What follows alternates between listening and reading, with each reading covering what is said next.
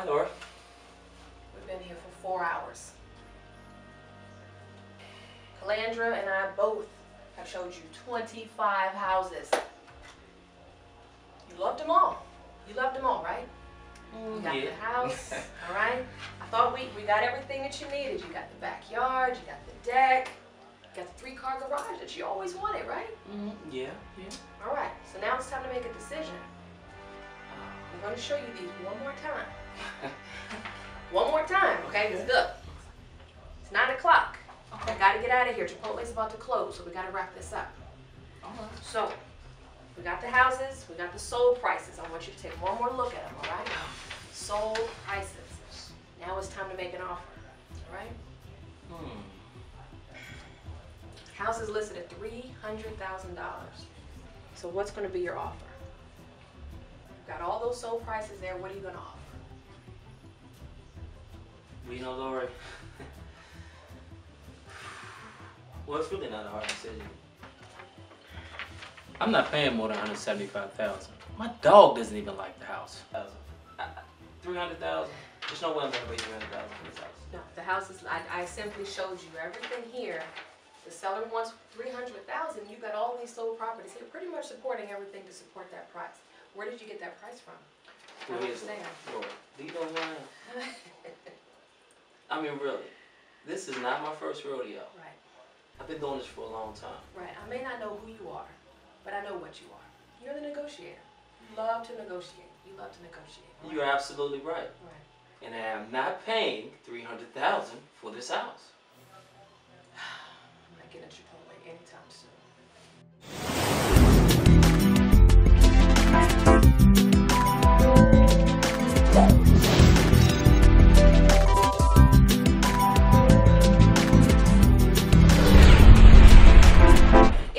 Woodruff, and welcome to Lorie TV, the place to be in order to have an extraordinary business and life that you deserve. And today is Q&A Wednesday. But today we actually have a guest on Q&A Wednesday. We wanted to bring these weekly topics to you that bring together real estate, business, and credit topics that we all need. So today, our topic being on real estate negotiating contracts. So I wanted to introduce one of my best friends, one of the best investors that I know, Sam Partman. Thank you for having me, Lorie. Sam, we wanted to bring another perspective onto the show, which I think is awesome. You know, it's nice to have one opinion, but at least we want to have another investor opinion on negotiating contracts. All right, Sam, tell us a little bit about yourself. Well, thank you for having me once again, Lorie. I've actually been in real estate since 1996. Bought my first investment property back then, and I've kind of been hooked ever since. And you're right, you know, investing is a lot different today than it was back then, but also, you know, just with being an investor versus a traditional buyer, it's a totally different way of doing business, and it's a totally different way of negotiating deals, you know, so, you know, I'm glad that you know, I think we should talk about the different ways that businesses negotiate. We work with clients that are buying traditional ways, and then we also deal with clients who are buying investment properties. So we're both working in real estate. I work in credit as well, and I wanted to make sure you guys were getting the best of the best. So today we're going to go over some tips on negotiating the best contract, all right? So being that you work with investors, I work a lot, my team works a lot with traditional buyers. Let's go over 4 tips that talk about the best way to negotiate contracts, all right? Absolutely. One of the tips that we want to go over, the first thing is know your purpose. Let's talk about that. What is the purpose of why you were buying? Great. Well, from an investor's perspective, the purpose that you're buying a property is profit. Right. You know, whether you're buying that property for maybe buy and hold, buy it and rent it out and get some, you know, residual money coming in and then possibly sell it later, or buy the property now, rehab it and resell it. You know, the bottom line or the purpose is profit. Absolutely. It's profit. But on the other side of the coin, you've got traditional buyers who are looking to buy for their families and for the long term. So that may be a little bit different. So that purpose certainly is a little bit different. So as we did in the skit, the purpose of buying a home at a set price, you have to know, are you looking to buy it, invest it, and save in it for a while, or are you looking to renovate and look for a certain profit. Absolutely, So, and like you said in the skit, I was not going to pay full price. There's no profit in paying full price. We remember that. Now, obviously, I want to negotiate the best price that I can get for what I'm trying to achieve. At the end of the day, there's a profit gain. Right. But from a perspective of a home buyer, you know, there are going to be some different emotions. There are going to be some things that I'm not emotional about a property, by the way. Right. You know, I'm emotional about what at the end of the day it's going to produce for me in terms of revenue. But I am not emotional about the carpet. I'm not emotional about whether or not my dog likes it. Right. But I think a traditional home buyer would have a different like perspective, and I know that they have a different perspective. Okay. And I know that you'd be able to talk more about that. Right. You know. So, all right. So we've got at least the reason. So if you go out buying a home, we work in real estate and things are always changing. We'll talk about that in a second. Also know, too, the second tip is know your bottom line. Know your bottom line. That simply means if you're purchasing a property, whether if it's in cash, if you are financing the deal, you got to know the appraised values. Those are things that you have to know your limitations when you're going into a deal.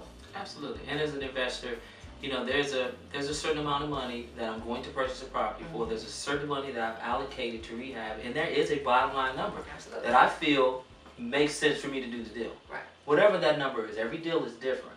So from a perspective of an investor, yeah, you have to know your bottom line number, because sometimes it's not even worth doing the deal. Right. Sometimes there's no positive cash flow or positive income at the end of the day on the end of the deal. Okay. So, you know. So know your bottom line. And that's the reason why we, as experts, are there to make sure that you're going down that path the right way. Because if you're just trying to go down and just think, you know what, I'm just going to give the only offer that I think is the best thing, sometimes that offer of lowballing it is not always the best thing. Sometimes you have to rely on your expert realtor to get you guys through that transaction as quick and thorough and as detailed as possible. You're right. Research is very important. Using a professional, a realtor, someone that has the data, that has the knowledge and has the experience, to be able to get all of those factors together, that's very, very important. It's important for me as an investor, obviously, but it's just also important for someone that's a traditional buyer, that's looking to buy a home, to maybe raise a family, maybe to create some future wealth down the road. It all still makes sense. It's all about having the necessary information to make the right decision. We have the balance here to talk about this today, all right? And that leads us to our third tip. Leave emotions at the door. Wow. That's a big one. Yeah, that's a big one. You know, I think, I know from I bought a home before, and I've owned homes. So, you know, personal residence. So, you know, it's a little different than when I'm buying an investment property. There are no emotions involved. No. The emotion, you know, for me is about making sure that I make the right financial decision. Right. You know, but for a traditional buyer, you know, it's going to be a little tricky. You know, it's for me, it's not about the carpet. It's not about the paint. It's not about some of those small details that I know as an investor I could easily fix. Right. You know? And a lot of times for clients, when I'm working with clients, our team wants to make sure when you write an offer on a property, just let it go. Just let it go, because until that deal is actually ratified, you don't even want to think about customizing the house and having the backyard barbecues. Don't even think about that until it's done, because your emotions normally are going to be into it. So a lot of times it's hard, but investors, not so much as far as emotions into the deal. It's all about the money. For our traditional buyers, yes, there's going to be some emotions there because they're attached to the house. They're thinking about their future goals. Absolutely. Okay? And that leads us to the fourth one. Give more than you receive. Give more than you receive. So when you're writing an offer, what should you be thinking about when you're writing an offer up? Well, from a perspective, obviously, as an investor, Yes. I'm not trying to give up more at the beginning of the deal. Right. Obviously, I'm trying to get the best price that I possibly can get. You know. But what would you give up? Well, what would you give up? That's a great question. I would be willing to give up. Well, I'll tell you what I'll provide. I'm going to give fast cash, fast closing, and I'm not going to ask the owner to make necessary repairs that the traditional buyer will make. So I offer the convenience of being able to liquidate your property as quickly as possible at a fair, reasonable price, a price that I feel makes sense for me as an investor. So an investor's quick closing, cash deals, get it done. Don't ask for any closing help. You're done. you can go on your way. All right. As far as a traditional buyer, in order to make those contracts a little bit stronger, I'll just tell you a little bit different, is that we're looking probably to give a little bit to the owner, because keep in mind there's another party involved. So it's got to be a little bit of give and take when it comes to buyer and seller. So if you are buying a property, what's going to be the best way, the strongest way for you to incentivize the seller? That could be asking for not that much closing help, having a shorter term closing date, and it just depends. So it could really just be those two things, just depending on the deal, but those could be variations to help the seller say yes to your contract instead of no. Well, you know, Lorie, at the end of the day, when I'm working with a buyer, it comes to look at a property that I've acquired, I've renovated, you know, sometimes, you know, I tell them don't sweat the small stuff. You know, Right. the carpet, the paint. Right. You know, that may just have been a decision that I have made, but those are things that can, like I said before, be changed. Right. You know, don't sweat the small Right. stuff. The You know, small is things this don't get it. a home that you know you feel safe in? Mm-hmm. You feel that it's a long-term investment. You know, you feel like you can raise your family. Absolutely. Then, you know, that would be my advice to a buyer. You're never going to get everything, but you're going to get more than what you don't get at the end of the day. And I think that's important. And that's just a simple conversation with us as your realtor. So that's all we really wanted to do, was really give you some main tips on negotiating the best contracts, because it's all about you making sure you get the best terms at the end of the day, and having the professionals in place to make sure you have investor conversations, you have traditional conversations. We want to make sure that you are having the best outcome nonetheless. Okay, so thank you very much, Sam, for your input. This was great. Thank you for I'd having me, have you Lorie. back on the show a little bit. I'd love to be back. We might Thanks have. again, Lorie. All right. And this leads us to our face tweet of the day. The most important trip you may take in life is meeting people halfway. And that is by Henry Boyle. Guys, remember, this show is all about you, trying to make you extraordinary and fabulous in your business and life. So thank you so much for tuning into Lorie TV. Thank you, Sam, for joining us on the show today. We've got to have him back on the show. And I'll see you next time on Lorie TV.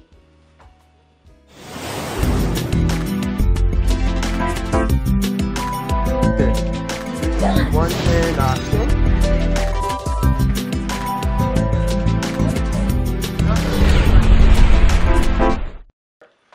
3, 2, 1, and action.